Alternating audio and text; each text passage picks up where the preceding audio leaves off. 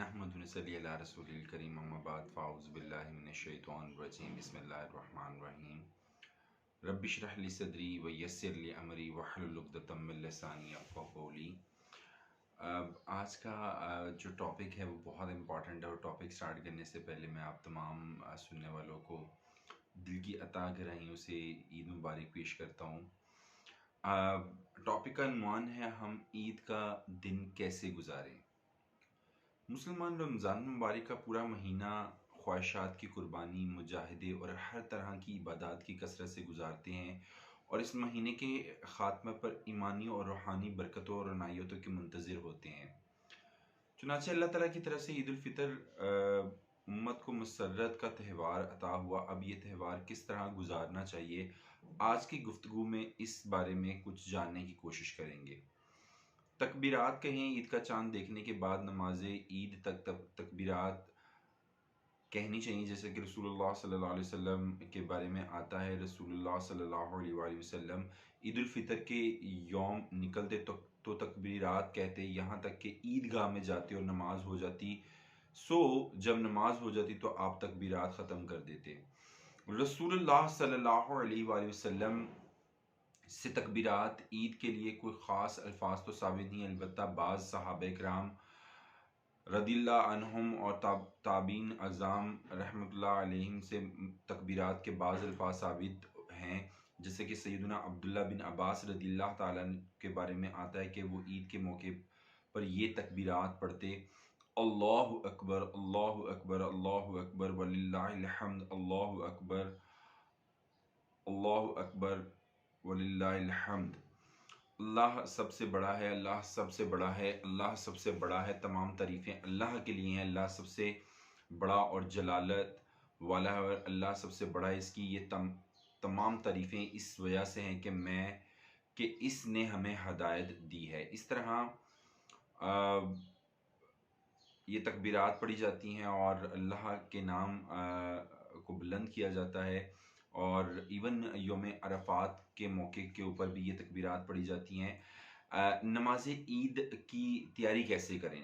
नमाज ईद उल फितर से कबल ताक खजूरे खाना रसूलुल्लाह सल्लल्लाहु अलैहि वसल्लम से साबित है। चुनांचे सैयदना अनस बिन मालिक रदियल्लाहु ताला अन्हु फरमाते हैं कि रसूलुल्लाह सल्लल्लाहु अलैहि वसल्लम ईद उल फितर के दिन निकलते थे, यहाँ तक कि कुछ खजूरें खा लिया करते थे। गुस्ल करके अच्छा लिबास ज़ेबतन करें, खुशबू और मसवाक का इस्तेमाल करके ईदगाह की तरफ जाएं।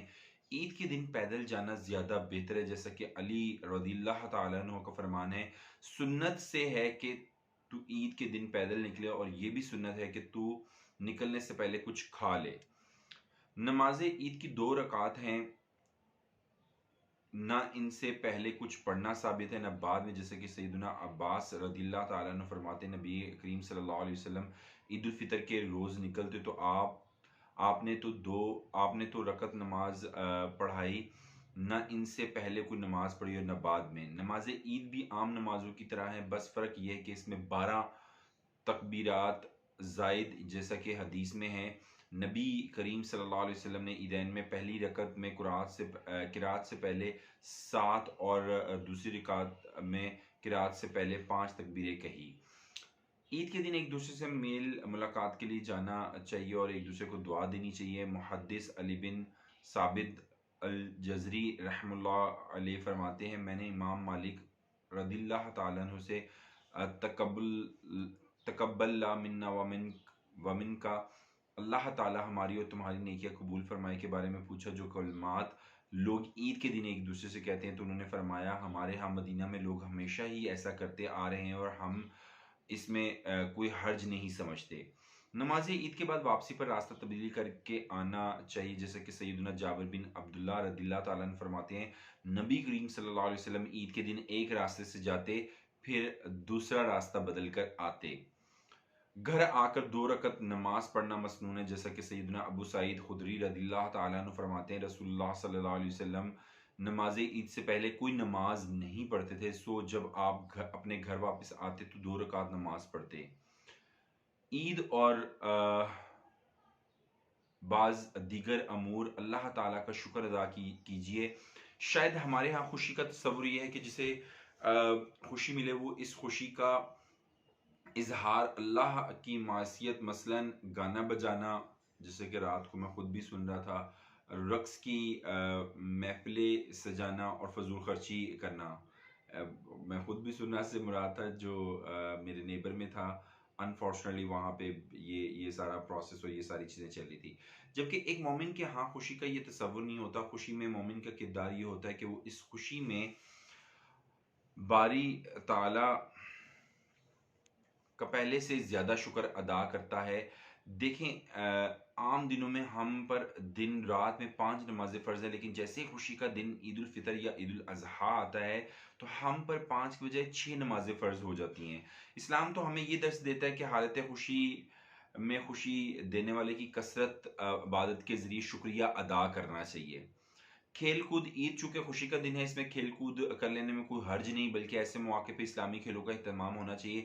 رسول اللہ صلی اللہ علیہ وسلم کے دور میں صحابہ کرام رضی اللہ عنہم عید کے دن ایسا اہتمام کیا کرتے تھے. چنانچہ سیدنا عائشہ رضی اللہ تعالیٰ عنہ فرماتی ہیں عید کے دن سوڈان کے کچھ صحابہ کرام ڈھال اور حراب کا کھیل دکھا رہے تھے. اب یا میں نے خود رسول اللہ صلی اللہ علیہ وسلم سے کہا یا آپ صلی اللہ علیہ وسلم نے فرمایا کہ تم بھی دیکھنا چاہتی ہو؟ میں نے کہا ہاں.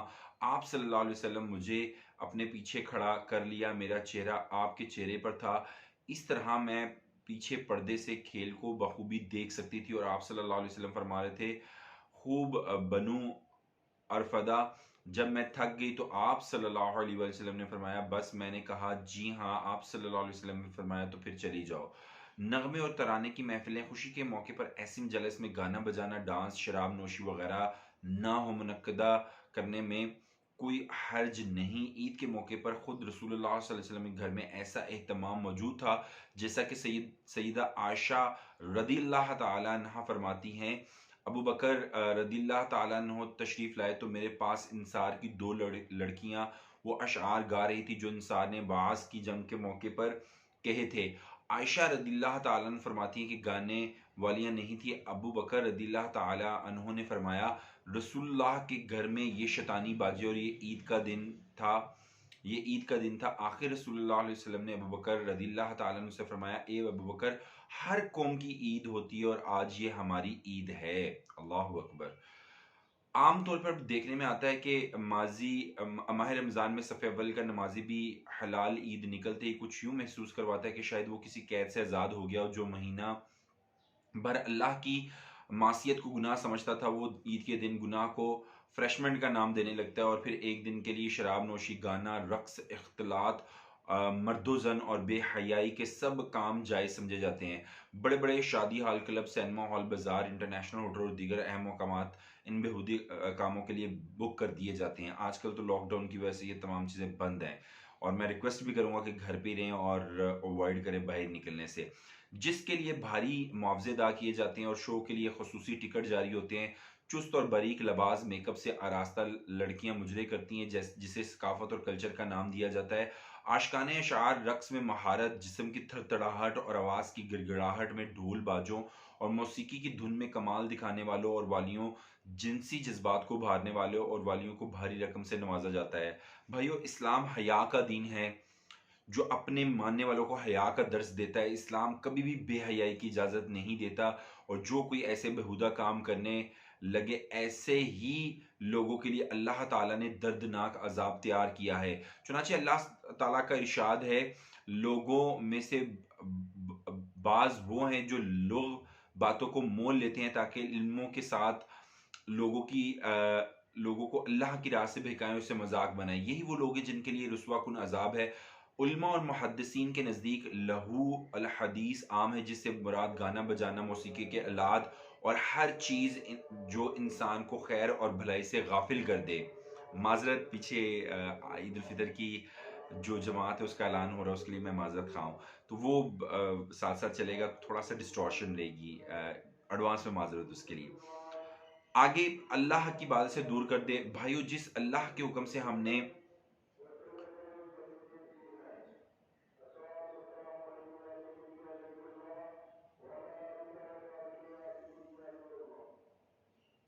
جس اللہ کے حکم سے ہم نے ماہ رمضان میں معاشیت کا بائیکاٹ کیا، اسی اللہ سے ڈر کر عید کے دن کی خرافات سے باز آ جائیں، فضول خرچی سے اجتناب کیجیے۔ یہ بڑا امپورٹنٹ پوائنٹ ہے۔ ہم عام طور پر خوشی کے موقع اچھے انداز میں گزارنے کے لیے مہینوں پہلے اس کی پلاننگ شروع کر دیتے ہیں۔ والدین اپنی اور بچوں کی ضروریات پوری کرنے کے لیے پہلے سے پیسے تیار رکھتے ہیں، پھر خوشی کے موقع پر جمع شدہ رقم کا خوب بیجا استعمال ہوتا ہے۔ نوجوان طبقہ بعض بے مقصد سیر و تفریح کے لیے ٹھنڈے علاقوں کا رخ کرتے ہیں، جس میں سوائے سفر کی تھکن، نظر، آنکھوں اور کانوں کے گناہ کے کچھ نہیں ملتا۔ الامان رحم ربی۔ اور اگر اس طرح فضول خرچی نہ کریں تو یہاں رہ کر نائٹ کلب اور بعض ایسی دیگر جگہوں پر خطیر رقم کا زیادہ دیکھنے کو ملتا ہے۔ Excuse me. بچوں کو چونکہ ہر طرف سے عیدی ملتی ہے، ان میں فضول خرچی بہت زیادہ دیکھنے کو ملتی ہے۔